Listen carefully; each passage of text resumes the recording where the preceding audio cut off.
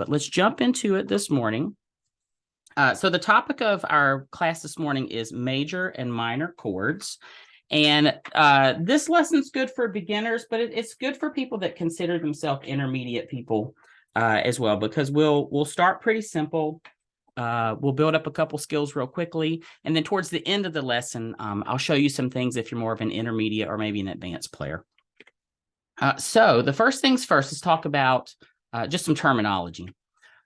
So we're going to go over first how to use our chord board. I'll show you that in a moment. We'll talk about major and minor chords throughout the whole lesson. We'll talk about four sort of levels of playing with these chords.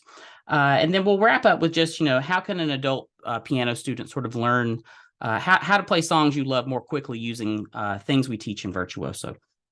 So we'll start with the chord board. If you're not able to print it or don't have it, don't worry about that. You can always do that afterwards and just watch the replay.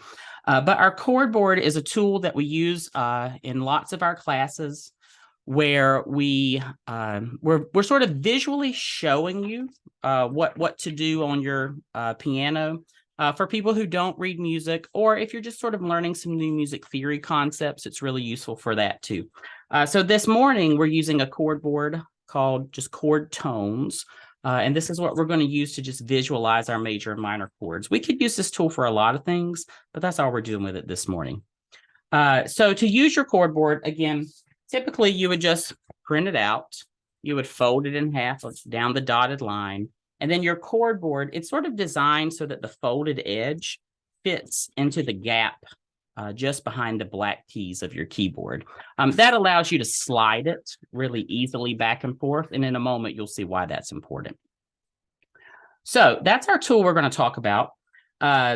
Just a couple quick terms if you're not familiar with them. What is a chord? So a chord is really just a group of three or more keys on the piano played together, or you might even consider a chord, rather than all together, you might play it in quick succession to each other. If you're on the call live, give me just a thumbs up just to make sure you can hear me speaking and you can hear my piano playing. Great.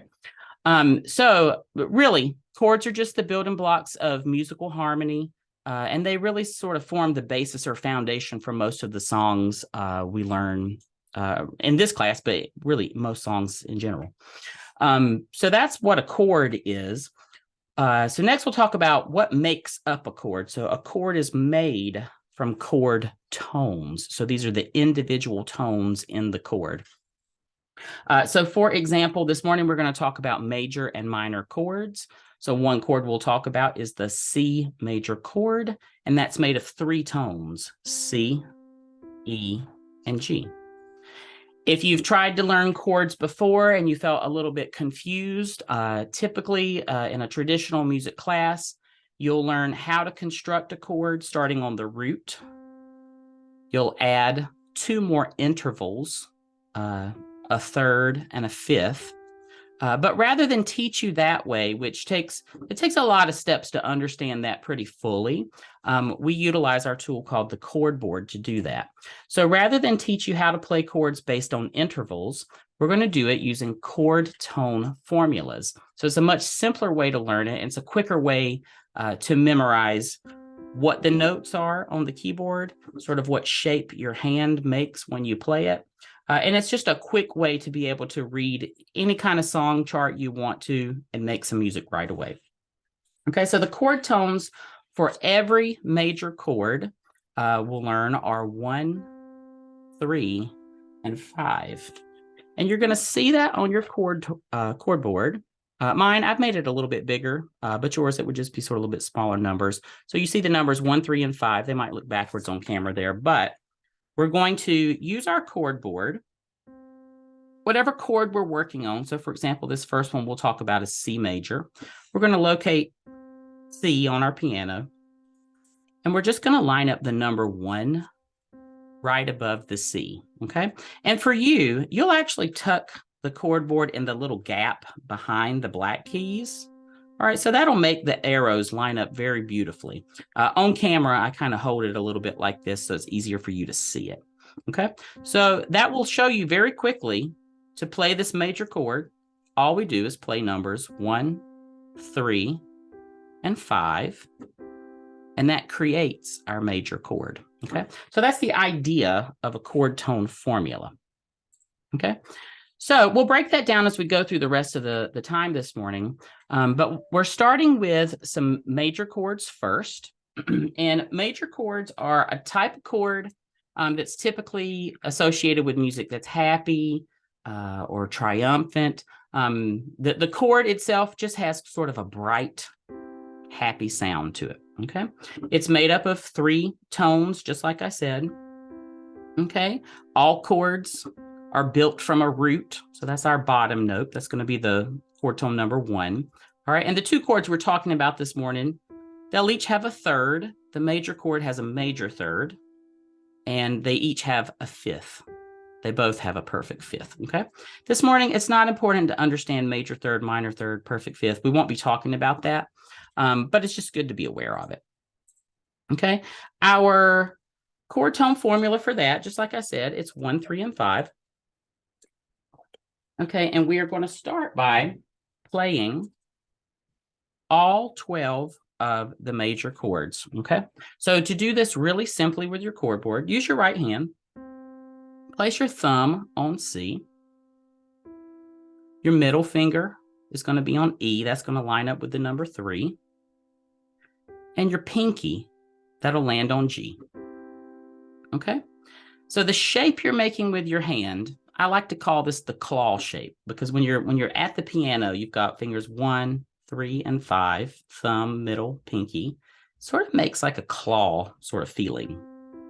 Okay, we're just going to keep that shape on every chord we play. Okay, so the first thing we're going to do, we'll play C major, and now using your chord board, you're just going to slide it over 1 key. So the next chord, the 1 is now going to line up with D flat. The 3 will line up with F. And the 5 will line up with A flat. Okay, so the thing I want you to understand about this is that the formula is the same for every major chord, 1, 3, 5. When we play them this way, right now we're playing them in what's called root position. The shape of them in the hand is going to be identical for all of them, really. And now all we have to know is the formula, and it helps to know the hand shape, and we can play them all. If you're not aware, there's 12 keys on the piano that just repeat all the way up and down the piano. We started on C, and next we moved to D flat. So 1, 3, and 5, if we start with the root of D flat, that plays D flat major. If you move it up 1 more, now you've got D major. The root is D. All right. We're really playing an F sharp, even though my screen shows a G flat there. And then 5 is an A. Okay, so notice, same hand shape, same claw shape, same numbers, 1, 3, and 5. Okay, and on your keyboard, you may be asking, oh, how does that line up exactly? You want to be careful that you're not using your arrows to line up the bottom of the white key. You're using your arrows to line up at the top of the keys. That will make the chord board fit the best way, okay? So as we continue to move the board, 1, 3, and 5 line up on D major. We'll shift it 1 more time to E flat major. Move it up 1 more. E flat major. F flat major. G flat major. You might call that F sharp major too.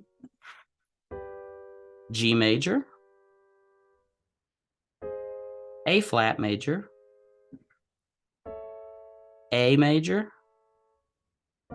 B flat major. And then the last one is going to be B major. Okay. Once you get to the top, they all repeat. So every pattern, everything on the keyboard repeats. Every 12 notes, the patterns are all the same, okay? So before we dive too much deeper, if you have a question, feel free to unmute and ask it, or if you want to throw it into the chat window, you can do that too. Okay, so the key takeaway here is major chords. The chord tone formula is 1, 3, 5 for every major chord. Okay. Similar to the major chord, you have minor chords. Minor chords are a type of chord.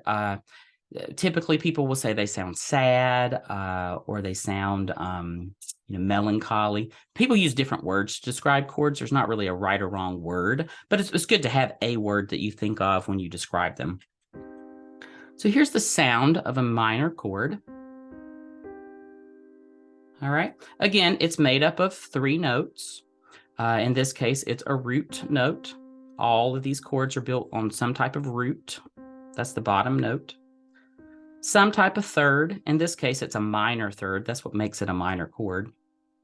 And the top is a perfect fifth. And again, we won't talk about intervals today, just chord tone formulas. So let's look at the chord tone formula for that. So using your chord board, again, you'll see there's a 1, there's a 3, but just beside it to the left, there's a flat 3. Okay, that's the one we're going to use for minor, and then a 5. So if we line that up, we have 1 on C, if our example C minor. Flat 3 lines up with E flat. 5 lines up with G. Okay, it's the same concept as we go up. We can play all 12 minor chords as well. So we'll have C minor, D flat minor, or you might call that C sharp minor, D minor, E flat minor, and then continuing up as you move your chord board one by one, you'll continue through the rest. E minor, F minor, G sharp minor, G minor. Sorry, that was F sharp minor. G sharp minor here, A minor, B flat minor, B minor, and then repeating back up at the top is C minor. Okay, we got one more person popping in with us. So you've got your major chords, your minor chords, our chord tone formula for major, 1, 3, 5, for minor, 1, flat 3, and 5. If you know just this much information about the piano, essentially, you can play any song that you have a chord chart for. So that's what we're going to talk about next. In our presentation, let's skip over to how would we do that? So we're going to read through a chord chart that looks kind of advanced to most beginners, and we're going to learn how to play it using just major and minor chords. So the example we're going to look at is from the Carpenters, We've Only Just Begun. Here's what it sounds like.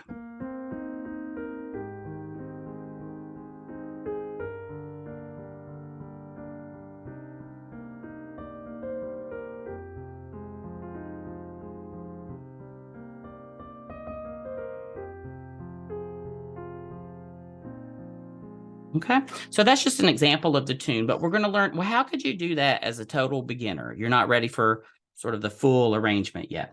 So we're looking at the chord chart here. Typically, when you see a chord chart, this one's called a lead sheet because it has the melody added to it. We'll see a couple things on it. We'll see these little chord symbols at the top. All right, that's above the musical staff. On the musical staff, you'll see notes. It really doesn't matter if you can read music for this morning's presentation. But if you could, you would see the melody notes here. And then typically on a lead sheet, you'll see the lyrics too. Lead sheets are great to play from because even as a beginner, typically you can read the music right away and you know how to read the rhythm because you know the song, you know the lyrics already. But what we're going to focus on is asking ourselves a question. Is the chord symbol minor or not? This is really all you need to know to play just about any song. Okay, so if a chord symbol is minor, it's going to have a little lowercase m in the symbol. And if it doesn't have a lowercase m, it's not minor. Okay, so if it is minor, we'll use the chord tone formula 1, flat, 3, and 5. And if it's not minor, of course, this morning, it's going to be major. So that's 1, 3, and 5, okay? And depending on what the chord is, it'll have a different root. But let's take a look at that. So here we've got the sheet music or the lead sheet just the way it's presented. I've highlighted in pink here just so you can focus on the chord symbols. And let's assume you're brand new, you have no idea how to read this. When we read a lead sheet like this or a chord chart, the first thing that's most important is reading the root of the chord. So the root of the chord is always the first letter, or it might say, for example, E flat. So sometimes you'll see the flat or sharp symbol, excuse me. So the chords that you're seeing on the screen are E flat. The next one's A flat major 7. I'll just read them. G minor 7, C minor 7, C minor 9, F minor 9, F minor 7, C minor 9, C minor 7. There's 3 more. F minor 9, B flat 7 with a suspension, and E flat. But of course, if you're brand new, that's way too much to take in and try to do as a beginner. So when you see a chart of any kind of song, you can reduce it just at sight, just reading it, by only reading the first letter and looking to see, does it have the lowercase m by itself there. So when we look at the first chord, we see E flat, and we ask ourselves, does that have a lowercase m or not? In this case, no, it doesn't. So it's a major chord. So we would use our chord board. Our root will be E flat. 3 will be G. And 5 will be B flat. Okay, there's our major chord for E flat. Okay, we'll repeat that process through the rest of the chart. The next chord says A flat major 7. Let's assume we have no idea what that is. The question is, do you have a lowercase m by itself or not? In this case, we don't. We just see the word MAJ. So in this case, we're going to assume it's a major chord. So align our chord board to number 1 with the root of the chord A flat. 3 and 5 would be E flat. Okay, continuing the process. The next chord says GM7 or G minor 7. Do we see a lowercase m there? Yeah, we do. So we're going to play the root of G and flat 3 for our third and D for our fifth. So 5 lines up with D. So there's G minor, okay? Moving sort of quickly through the rest of the chart, you would see C minor. Okay, there's an M in that one. C minor 9, if we want to play that one, it also would just be the same thing. There's an M there. There's F minor. All right. So FM9, we would just reduce it to play F minor. Same thing for the next one, FM7. We just reduce it to play F minor. On the second line of music, you'll see CM9 reduces to just C minor. All right, the next chord there, F minor 9 reduces to just F minor. And this next to the last chord, that might be really confusing. B flat 7 with a suspension. Well, it might take you a while to get to understanding that. But for today, you're really just asking yourself, is there a lowercase m or not? In this case, there's not. So we're going to play just the root B flat, the third, and the fifth, because we'll assume this one's major, okay? And then it ends up on E flat at the end, okay? So it's really a simple process. You're just asking one question, is it minor or not? And you're just looking for the lowercase m by itself there, okay? So that would be sort of a level 1 getting started brand new person. And if you consider yourself sort of in that bucket of people, your goal when you play any kind of tune is to play the chord in root position. So what we've been learning so far this morning is all root position. That just means we're going to do this with right hand and left hand. So left hand people, level 1, all you're going to play is just the root. So when we read this chart in just a moment together, all we're going to play is the root of the chord. Okay. So we'll keep it simple. If you're a little bit more advanced beginner, let's say you're good with your left hand, but you want to go ahead and add the chord too, you can add your right hand, and this is where we'll play in root position. So it's just what we've learned. 1 is on the bottom, 3 is in the middle, 5 is on the top. All right. For your left hand, it really doesn't matter what fingers you use. There aren't really right or wrong fingers. It's really what's comfortable to you. For your right hand, again, there really aren't right or wrong fingers. I could do it with any 3 fingers that feel comfortable, but it tends to be comfortable for beginners to use your thumb, your middle, and your pinky, and keep that claw sort of shape locked into your hand, okay? So we're going to try it. Feel free to try along with me. Everybody on the live call is muted, so you won't get any kind of interference, and we can't hear you if you want to play as well. But let's take a look at this chart, assuming we're like a level 1 player. So we're just going to read just our root note, left hand only, or if you're comfortable, feel free to add your right hand root position as well, okay? So when we play this chart, a level 1 person would really just play it like so, okay? I would count 2 measures to kind of get ready. So 1, 2, 3, 4, and 1, 2, 3, 4, go.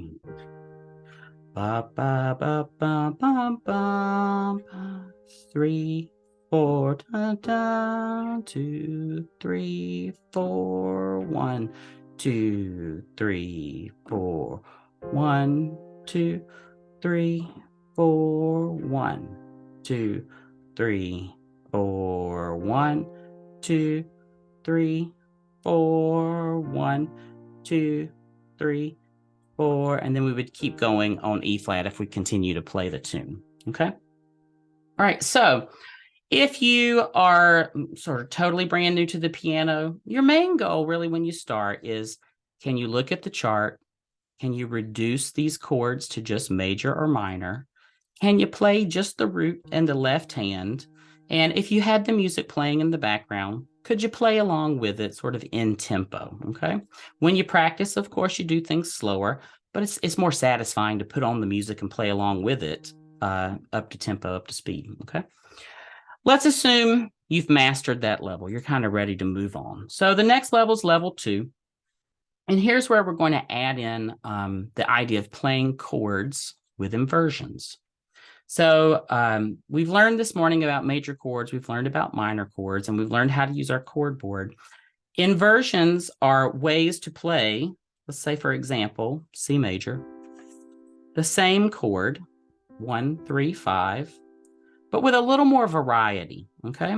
So rather than playing with 1 on the bottom, the root on the bottom, we're going to move the root up an octave. So from here, we'll move it up to there, okay? So now we're going to have 3 in the bottom, 5 in the middle, and 1 on the top. So now we've moved from a root position with 1 on the bottom to its first inversion. So that puts 3 on the bottom, okay? We could do it one more time if we wanted to put 5 on the bottom, okay? So as you look at this and kind of compare these 3 things here, they're all exactly the same set of 3 chord tones, 1, 3, and 5, but the order of them has just been modified just to give us variety. So we've got root position with 1 on the bottom, first inversion with 3 on the bottom, and second inversion with 5 on the bottom. What if we were to look at that with minor chords? Okay, let's assume we're playing a C minor chord. 1, flat 3, 5. Okay, if we want to play this chord in different inversions, it's the same concept. So root position puts 1 on the bottom. First inversion puts 3 on the bottom. In this case, it's a flat 3. Second inversion, that puts 5 on the bottom. Okay. All right. So if you're a level 2 player, you can begin to add in these inversions to make your music sound a little closer to what you might expect to hear in a recording of the song. Okay. So I'm going to demonstrate this to you. One time I'll just go through and sort of talk through the different choices I'm making kind of slowly. Okay, so let's assume I'm going to start the song in root position. That's always a pretty good choice. Okay, so there's our E flat major chord in root position. Our next chord is A flat major. Okay, and I can play it in root position. That sounds pretty good to me. All right, I could continue on to G minor in root position, and I could continue on to C minor in root position. But you'll notice, if you're a level 1 player, it's really easy to focus on this claw shape and keep it very constant and steady. And it's good to stay there until you learn the chords and get comfortable. But musically, it's not quite as satisfying. And physically, you'll notice your arms jumping around a lot. Typically, when we play piano, the golden rule is the less movement of the arm, not our fingers, but the arm itself, the less the arm moves, typically the better the music you're playing sounds. So what I mean by that, in this case, we're going to play E flat, and I'm going to try to make every inversion that I play use the least amount of movement possible. Well, what's the easy way to do that? Well, the easy way to do that is to just keep any note that the two chords share in common in the same place. So for example, the first chord is E flat. So we have E flat, G, and B. So 1, 3, and 5 if we're using our chord board. In that next chord, 1, 3, and 5 line up with A flat, C, and E flat. Well, the E flat is the same between both chords, okay? So I've just kind of put a dotted line so you can see that. All right, but if I was to play that and keep my E flat, keep my thumb planted and glued right to the E flat, that would mean the A flat chord, the E flat would now be on the bottom, okay? All right, what inversion is that? That happens to be the second inversion. Does it really matter if you know what inversion? Not necessarily. What's more important is, did you keep the note that was common between the two in the same place? And if you do that, it tends to work out on its own, okay? So here's an example of how it might sound with that sort of level 2 playing chord inversions, okay? So 1, 2, 3, 4, and 1, 2, 3, go. E flat, 2, 3, 4, A flat, 2, 3, 4, G minor, 2, 3, 4, C minor, 2, 3, 4, F minor, 2, 3, 4, C minor, 2, 3, 4, F minor, 2, 3, 4, and B flat, 2, 3, 4 to E flat. Okay, so you'll notice it sounds smoother. It sounds a little more professional than moving root position for every tone. You might think, well, rhythmically, that's not very exciting yet. One concept we learn in our course, which we'll talk about towards the end, is playing with patterns. So how could we take these chords, this E flat, we're just playing block chords, meaning all together. How could we spice that up? Well, we could use something called a rocking pattern. We won't dive into that this morning, but there's an example of it, okay? So let's listen to the same thing. We're adding the rocking pattern. We're playing with inversions just to compare. So 1, 2, 3, 4, and 1, 2, 3, go. E flat, A flat, G minor, C minor, F minor, C minor, F minor, B flat, E flat. Okay, so we're starting to add in some rhythmic interest, and we're still sort of playing in this like rhythm section style while accompanying the singer. Okay. What if you're ready to move on to level 3? Let's say you've been working on your chords, you've got your inversions down pat, you're kind of ready to add in the melody to the tune.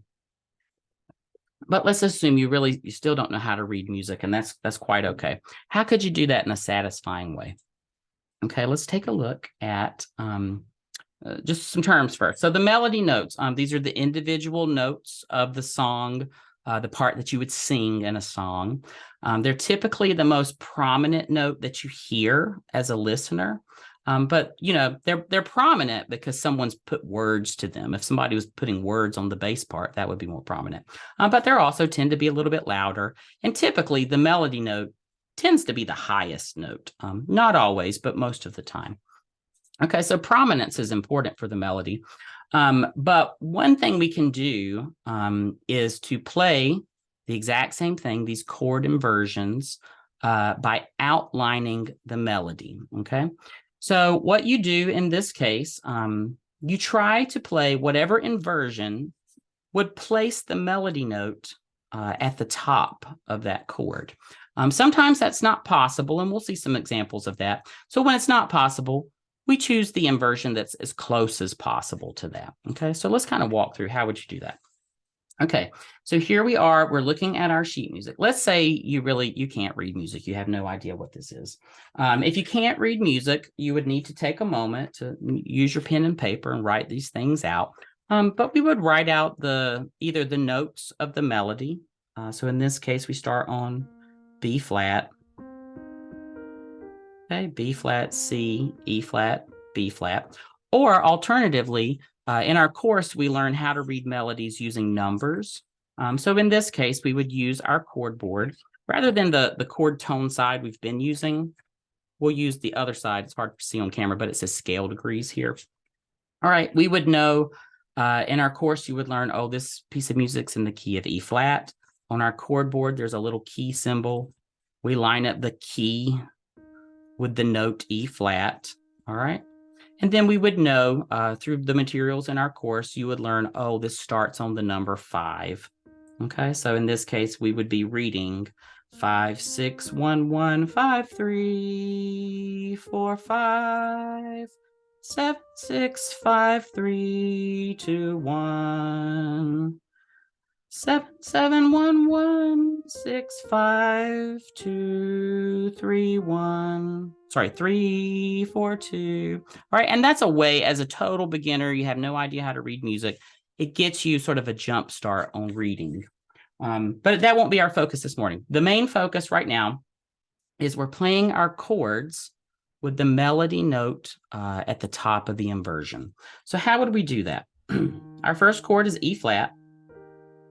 We could start in root position, which is a pretty good choice because that first melody note is a B flat. It happens to be this low B flat, so you might choose to play it down an octave, so a little bit lower on the keyboard.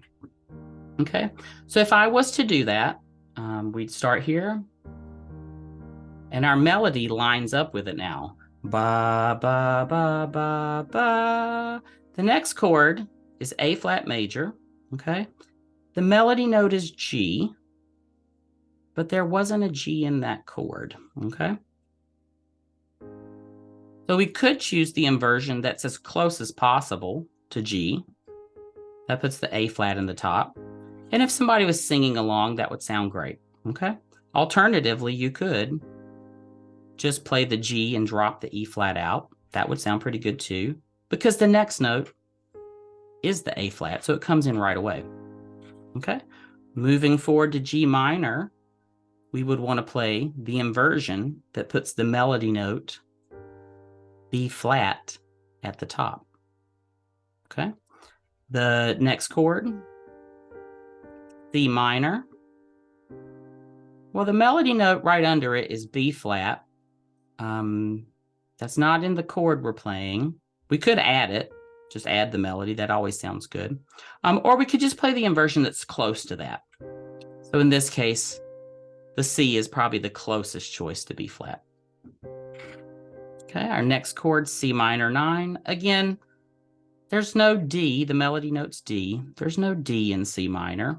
But we could choose the inversion as close to D as possible. So this inversion puts the C pretty close to the D, or this inversion puts the E flat just beside the D. So it's really your artistic choice, whichever one you want to do. Okay, you could continue through the tune that way, making those decisions. And by the time you've sort of worked your way up in our course to level 3, it's fairly intuitive to do that. Let's just take a listen to it. I'll play this again. We're still doing sort of a rhythm section style. I'm not playing the melody, but I'm making sure the melody note is the top of the inversion. So that'll sound like so. 1, 2, 3, 4, and 1, 2, 3, go.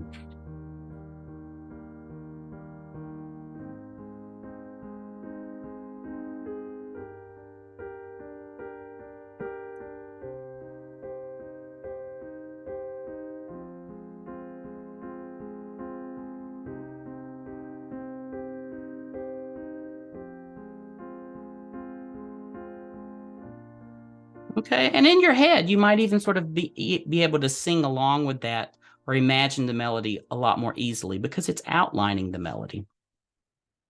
Okay, the last thing we'll cover is what are some things we might cover at a level 4 type of playing. So in this case, we would be adding maybe 2 things to our playing. One is color tones, and the second is maybe some more advanced patterns. So this morning we've been playing a little bit of the rocking pattern.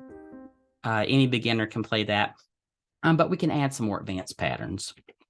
Okay, so our color tones, what are these? This morning we've talked about major and minor chords. They use tones 1, 3, 5, minor 1, minor 3, and 5. Our color tones are the even numbers on our chord board. So 2, 4, and 6. Okay.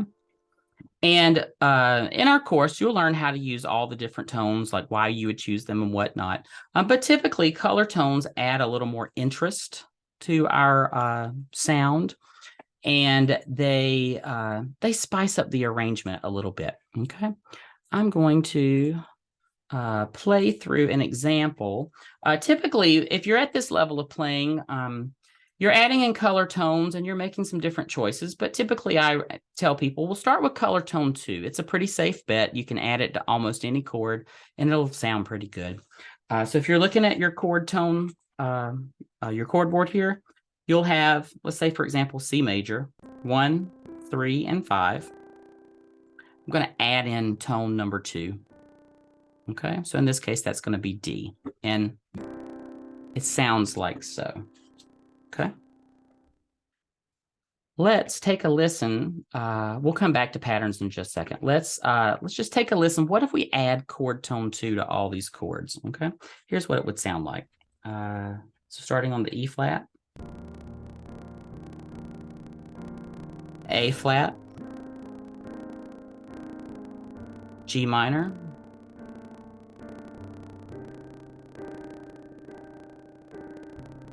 F minor,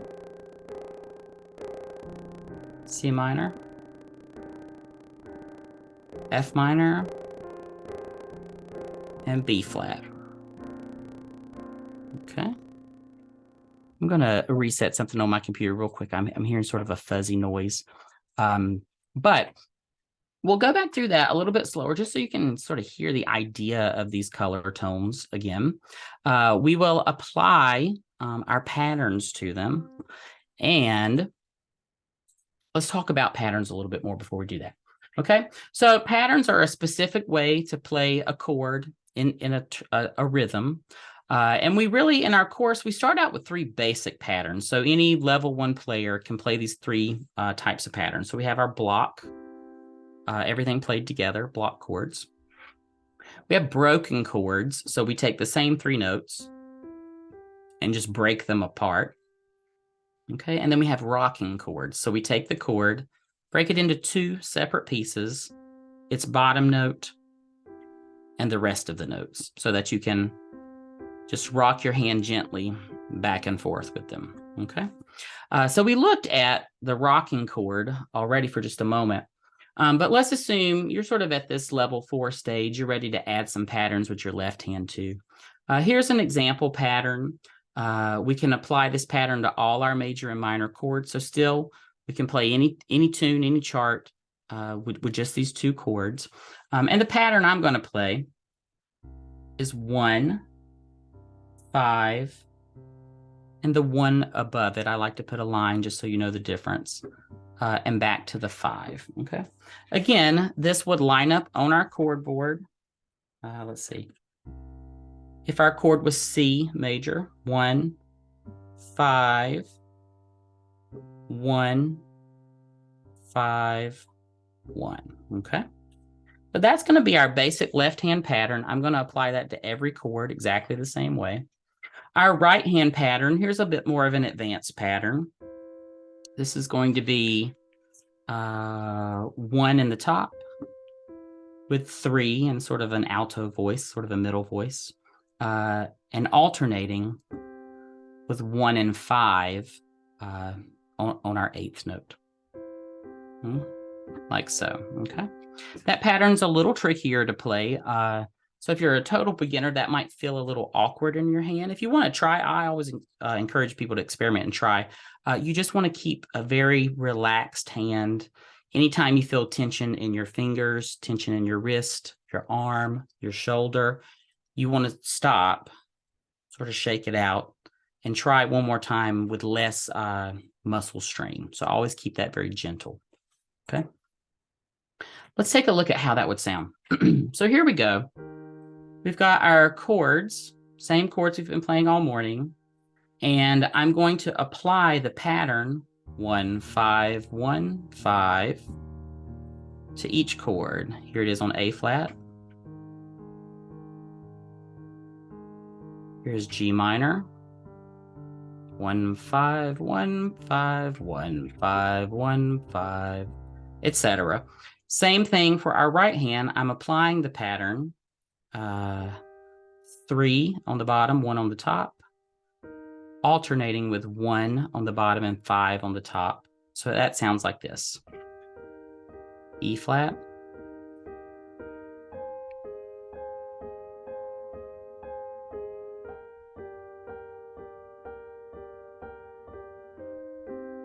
Like so, okay? So if we put that all together, we'll have a very nice accompaniment that could go along with this tune. So it would sound like so. 1, 2, 3, 4, and 1, 2, 3, go.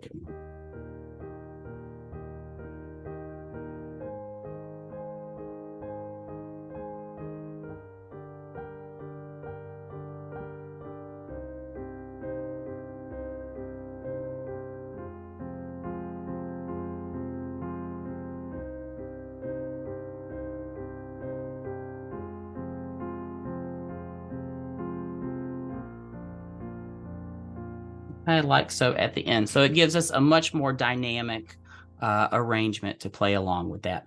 Once you've reached level 4, certainly by this point in the course, you know how to read the melody note, you know how to play all your inversions, you're learning these new patterns to make things more interesting. You can kind of combine all that together. So when you reach that point, it would sound a little bit more like so. So let's start like so.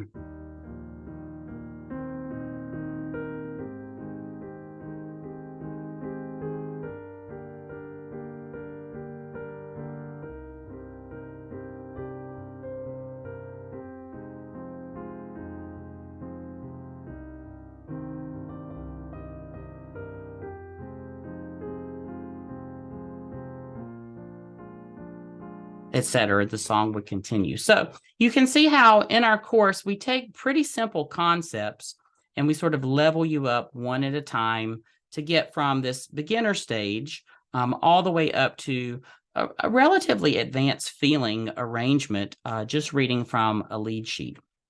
Okay, so just in review for what we've learned this morning, the main tool we use in our course a lot of times is our chord board.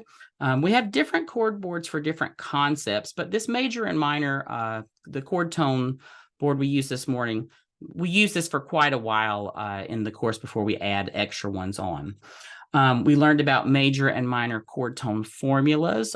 We learn additional chords in our course, but really we spend quite a bit of time on just these two to get you very firm. Everything we've played this morning has only been major and minor chords, and we can really get a lot of mileage out of just those two. We talked about our 4 levels of playing these chords in our courses.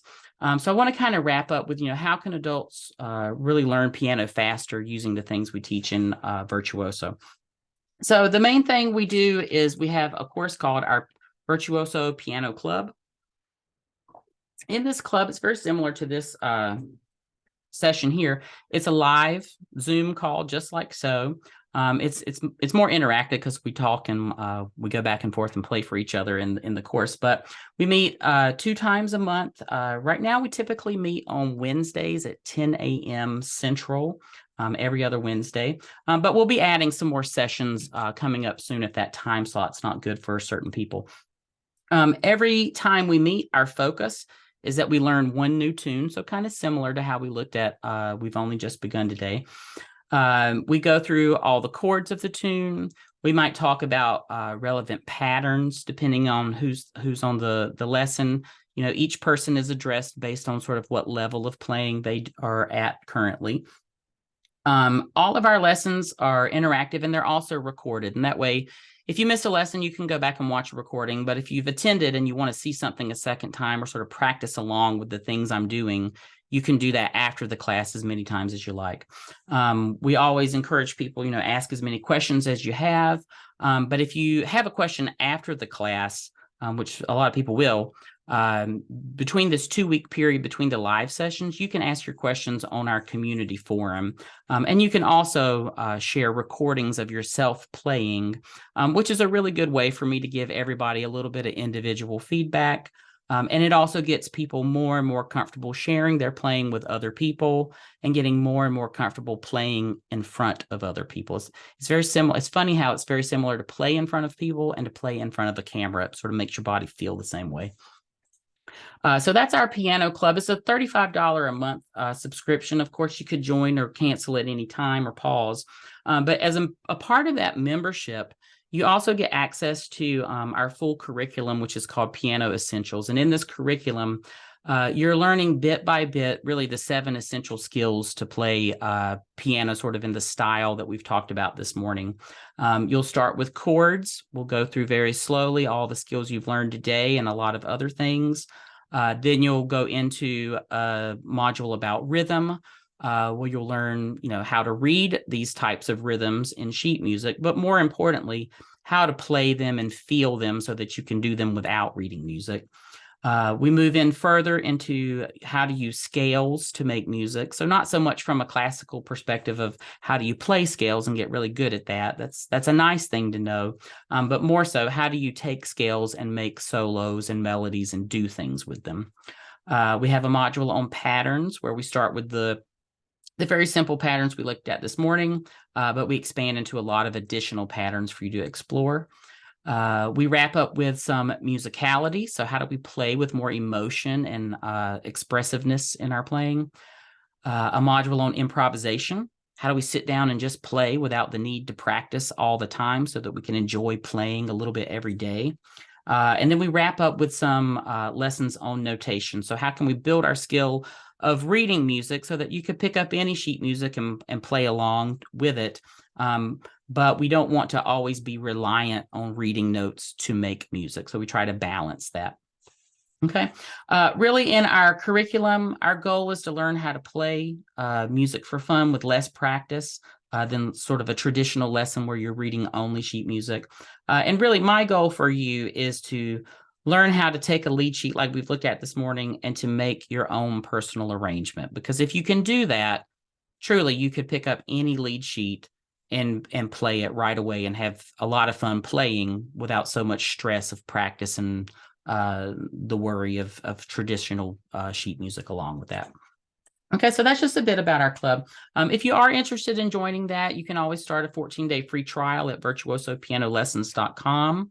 That gives you a chance to try a live lesson, and you'll get access to begin our curriculum for that 2-week period. Okay.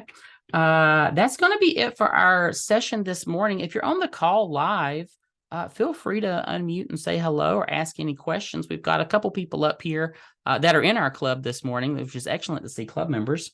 But otherwise, if you don't have a question, feel free to log off at any time. But if you have questions about joining the course or just questions about what we covered, feel free to hang on for a moment and I'll be glad to answer anything you have.